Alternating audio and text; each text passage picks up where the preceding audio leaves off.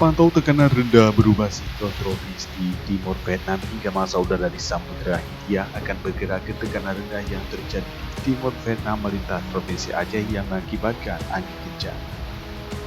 Di samping itu juga ada sirkulasi eddy di sebelah barat Pulau Sumatera yang mengakibatkan terjadinya belokan angin hingga terjadi banyaknya pembentukan awan konvektif yang dapat meningkatkan potensi pembentukan awan hujan di sekitar wilayah provinsi Aceh.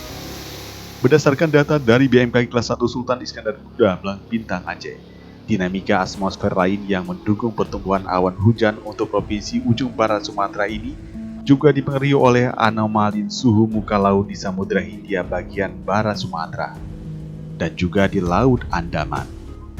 Dengan adanya anomali suhu muka laut tersebut, potensi penguapan atau penambahan massa uap air di atmosfer provinsi Aceh meningkat.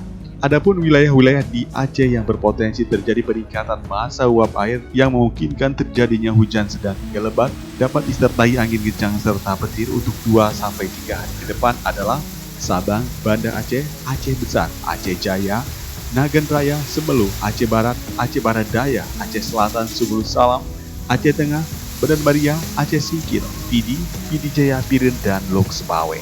Sedangkan wilayah yang berpotensi hujan sedang dan berpotensi terjadi petir guntur adalah kabupaten kota yaitu Aceh Utara, Aceh Timur, Langsa, Aceh Tamiang, Aceh Tenggara. Untuk wilayah berpotensi waspada banjir terutama daerah-daerah pinggiran sungai waspada banjir luapan, daerah muara waspada terhadap banjir bandang dan juga perlu diwaspadai terhadap banjir genangan. BMKG berharap agar masyarakat lebih memahami daerah masing-masing, misalnya pada bulan apa sering terjadinya bencana banjir atau pada bulan apa daerah tersebut sering timbul titik panas atau daerah-daerah yang dapat rentan terhadap banjir, tapi sering terjadi tanah longsor. Hal-hal seperti itulah harus kita perhatikan untuk daerah masing-masing. Harapan lain BMKG Aceh dalam musim penghujan mengharapkan agar membersihkan saluran air, selokan dan tidak membuang sampah sembarangan. Ini akan menimbulkan sumbatnya aliran air.